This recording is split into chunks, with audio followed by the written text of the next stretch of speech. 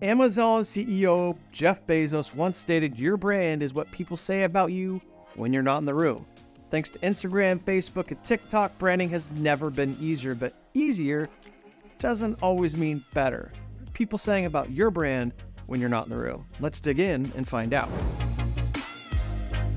A strong, well-managed brand benefits you in several ways. It enhances your visibility, particularly among those that matter most to you and the things that you hope to accomplish. It can also help you expand your network and attract new opportunities. And on a deeper level, the process of building one can help you uncover, celebrate, and share the unique abilities you bring to the world. In real estate and in lending, branding is everything. When you are new to the industry and you start on day one, you start creating your brand, and it continues every day after. This is true for everyone in the industry, and it's also how companies build their ultimate collective brand. Sure, corporate has their individual brand and branding, but in this industry, a real estate and lending company's brand is ultimately built with the culmination of all their forward-facing salespeople's brands. Yes, there's an individual brand at the street level, you and I in our branding, and there's a corporate brand, but ultimately they're tied together. After all, think of it this way. The community sees the corporate branding through the lens of the street level performer. So knowing that, it makes this discussion all the more important. Good news is Harvard Business Review wrote an interesting article titled "The New Approach to Building Your Personal Brand." And hey, we did all the hard work for you, and we're going to sum this up for you, but it's worth the read. Let me summarize. There's 7 steps, and we can skip a few of them. Like number 1, define your purpose.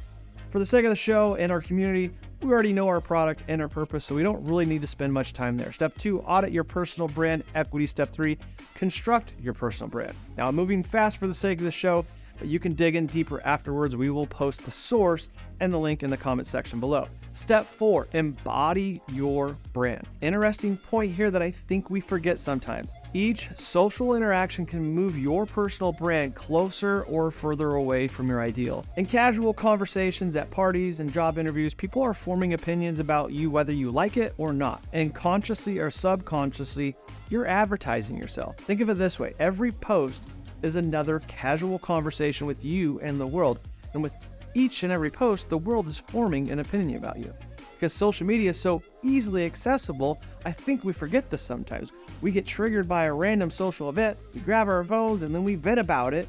And it may be true in our authentic self in the moment and how we're feeling, but we forget that these opinions are being formed about us in the moment, about us and our brands. Then we follow up nicely with the new listing that hits the market or a new loan product. Remember, each post is a casual conversation with your target audience. Here's an example. Consider how you answer a simple question like, "Hey, how are you?" to a colleague that sees you in the break room. If you reply, "I'm exhausted, work is stressful, and traffic was terrible," you're commuting a mundane and negative vibes and missing a chance to reinforce appealing aspects of your brand.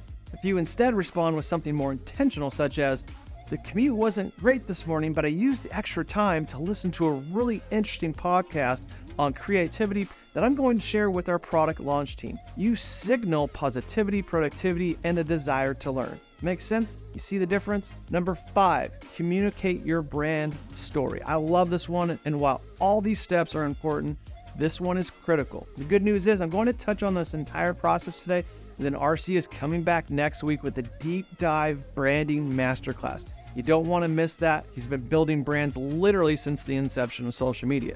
Back to communicating your brand story. The next step is to create a media plan that specifies the channels through which you'll formally convey your brand to others.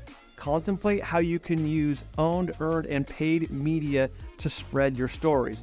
As in product or service marketing, the goal is to increase discoverability, awareness, and understanding with your audience. And again, we are the RE source, the real estate source, and we are going to give you 2 more sources on the matter.